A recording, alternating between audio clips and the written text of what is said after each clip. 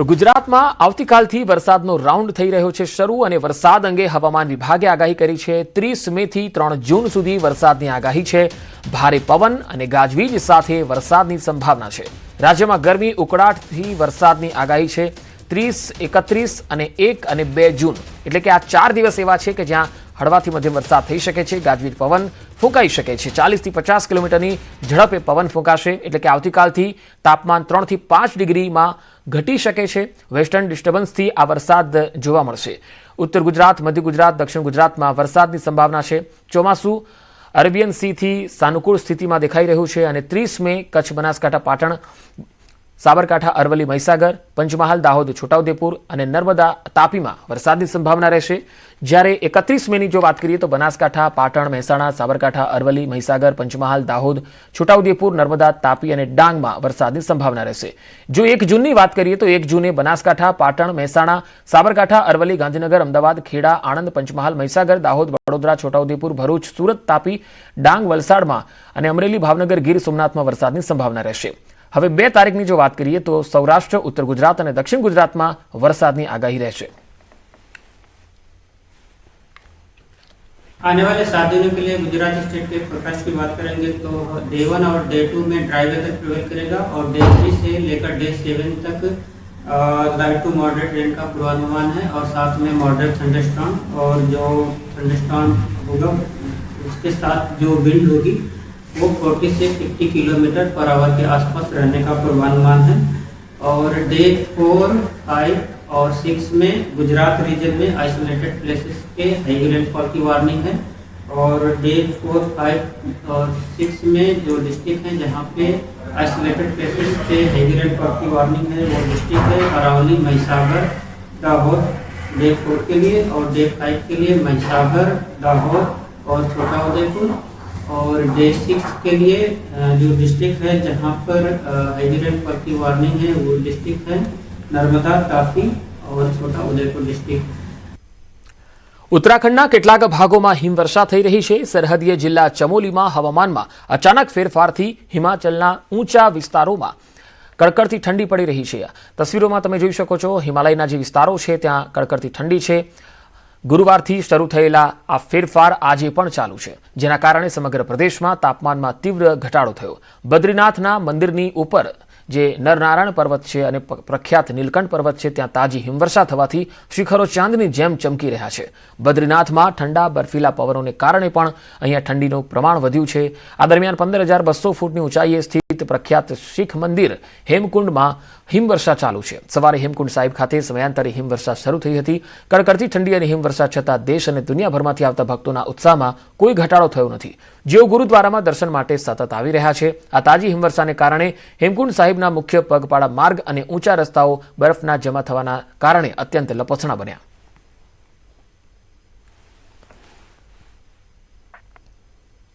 અમદાવાદમાં પ્રખ્યાત મોકા કાફેની બેદરકારી સામે આવી। ગ્રાહકે મંગાવેલ કોફીમાંથી નીકળી જીવાત। બોડકદેવ વિસ્તારમાં આવેલું છે મોકા કાફે।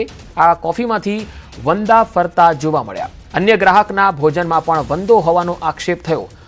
કાફેની દિવાલ પર જીવાતો ફરતી દેખાઈ। આ કાફેની બેદરકારીનો વિડીયો પણ સામે આવ્યો છે।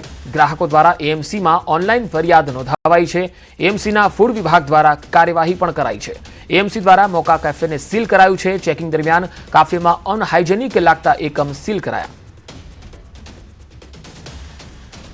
તો પ્રખ્યાત મોકા કાફે કે જ્યાં લોકો કોફી પીવા માટે આવતા હોય છે, પરંતુ અહીંયા તમે તસવીરમાં જોઈ શકો છો બોડકદેવ વિસ્તારમાં આવેલું આ કાફેમાં જીવાત નીકળી। ગ્રાહકે કોફી મંગાવી હતી અને ત્યાંથી જીવાત પીરસવામાં આવી। અને 3 વંદા નીકળ્યા છે, જેમનો ફોટો મેં લીધેલો છે, મીડિયામાં આપું છું। અને મારા બાજુના ટેબલમાં જે મારા સાથી મિત્રો બી બેઠા છે એમના ટેબલમાં બી વંદાના વિડીયો આવ્યા છે અને એમના ફૂડમાંથી બી એક વંદો નીકળ્યો છે। એટલે આ ના થવું જોઈએ। આ એક બેદરકારી છે મોકા કેફેની। આના ઉપર કાયદેસરની કાર્યવાહી થવી જોઈએ। રાજ્યમાં ફરી એકવાર નકલીનો ધંધો ધમધમવા લાગ્યો। આ વખતે માફિયાઓએ જીવન જરૂરિયાતની એવી વસ્તુઓ નકલી બનાવી છે જે જોઈને પોલીસ પણ માથું ખંજવાળતી ગઈ। આવા નકલીના સોદાગરોને પોલીસે ખુલ્લા પાડ્યા છે। તમે પણ જુઓ બજારમાં કેવો નકલીનો ખેલ ચાલે છે।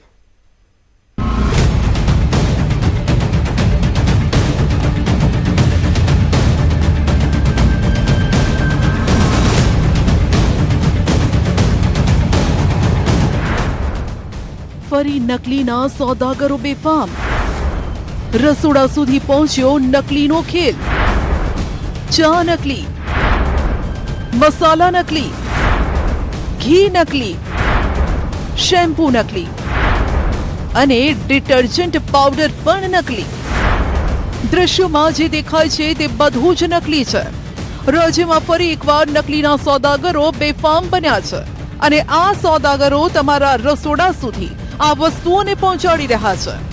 છેલ્લા અઠવાડિયાની આ 8 ઘટનાને જોઈ લો, જે સવાલ કરી રહ્યા છે કે તમારા રસોડા સુધી આવતા દરેક મસાલા વસ્તુ નકલી તો નથી ને. આવું એટલા માટે કહી રહ્યા છીએ કેમ કે ગુજરાતના 8 શહેરો નકલી વસ્તુના હબ બની ગયા છે. ઘીથી લઈને મસાલા, વરિયાળીથી લઈને ખાતર સુધી બધું જ નકલી વેચાઈ રહ્યું છે, કારણ કે આ નકલી પકડાઈ રહ્યું છે. ત્યાં સુધી કે ઘરમાં વપરાતો કપડાં ધોવાનો પાવડર અને સિગારેટના શોખીનો માટે પણ ચોંકાવનારી વિગતો સામે આવી છે. પૈસાના પૂજારીઓ લોકોના આરોગ્ય સાથે ચેડા કરતા પકડાયા છે. આજે નકલીના એક સોદાગરોની પોલ ખુલવાની છે. જોઈ લો આ દ્રશ્યો.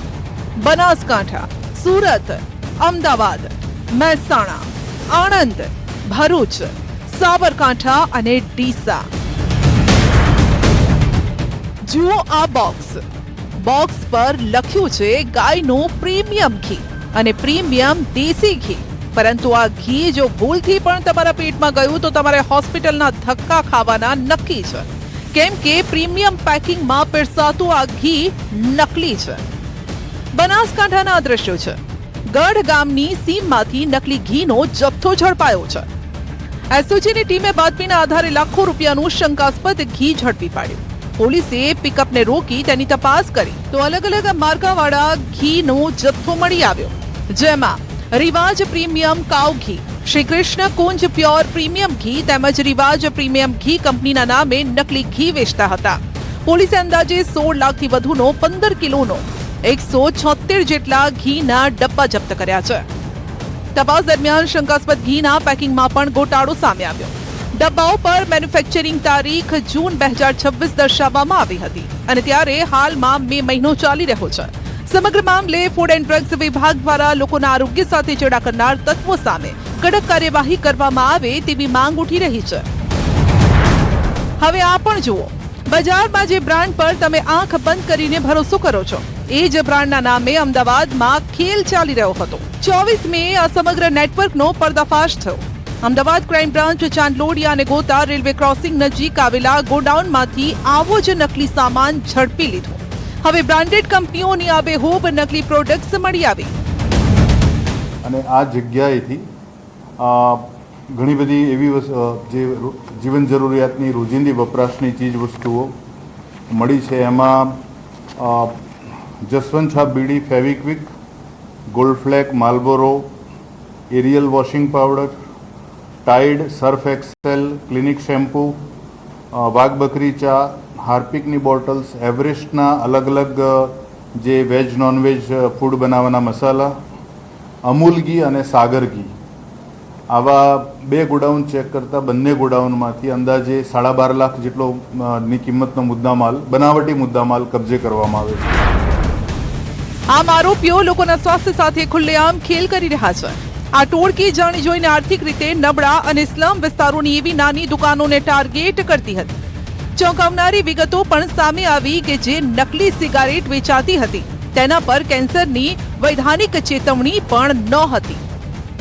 જેમાં ડુપ્લિકેટ સિગરેટ જે વેચાણ છે અને એ ડુપ્લિકેટ સિગરેટના વેચાણના પેકેટ્સ ઉપર જે નિયમ અનુસાર એક ચેતવણી લખવામાં આવે છે કે તમાકુ ખાનાર પીનારને કેન્સર થવાની શક્યતા રહેલી છે, જીવનું જોખમ છે. તો આ પ્રકારની ચેતવણી આ પ્રકારના પેકેટ્સ ઉપર નથી ને એવા પેકેટ્સ વેચાઈ રહેલા છે. તપાસમાં સામે આવ્યું કે નકલીનું ઊભું કરેલું સામ્રાજ્ય ગુજરાત બહાર રાજસ્થાન સાથે જોડાયેલું છે. આ નકલી સામાન રાજસ્થાનમાં તૈયાર થતો અને અમદાવાદમાં સ્લમ વિસ્તાર સુધી પહોંચતો. આ કેસમાં હજુ 3 આરોપી ફરાર છે. બીજી તરફ હાલ ઘી અને ખાદ્ય પદાર્થોના સેમ્પલ લેબમાં મોકલાયા છે. રિપોર્ટ આવતા આ ગુનેગારો પર ગાળીઓ મજબૂત રીતે કસાશે, પરંતુ